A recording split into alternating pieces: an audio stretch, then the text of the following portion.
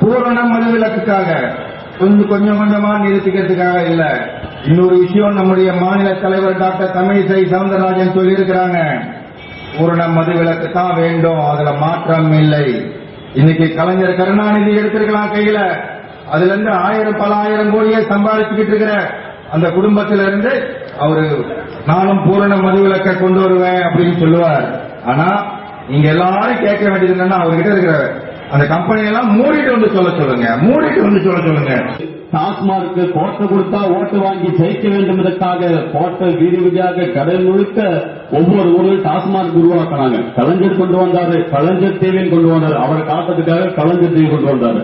இன்றைக்கு பாத்தீங்கன்னா காஞ்சி மாவட்டத்தில் கலைஞர் டிவியே ஒரு வீட்டில் இருக்காது. பல இடத்துல இலவச கத்தி பூர்ண மதுவிலக்கு கொண்டு வருவேன்னு சொல்லணும் அந்த நம்ம தாத்தா. சரிங்களா? வைகோவுக்கு ஒரே ஒரு இதுதான் நம்முடைய தலைவர்கள் அழகா அருமையா நம்முடைய நடராஜி பேசும்போதும் சரி, நம்முடைய கேட்டிநாதன் பேசும்போதும் சரி அழகா சொல்லிட்டாங்க. வைகோ நான் மதுவுக்கு ஆதரவா சொல்லல. மது ஆல்கஹாலோட ரொம்ப கொடியது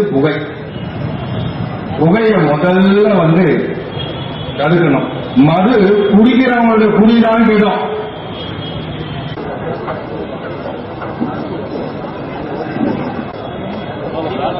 போட்டோ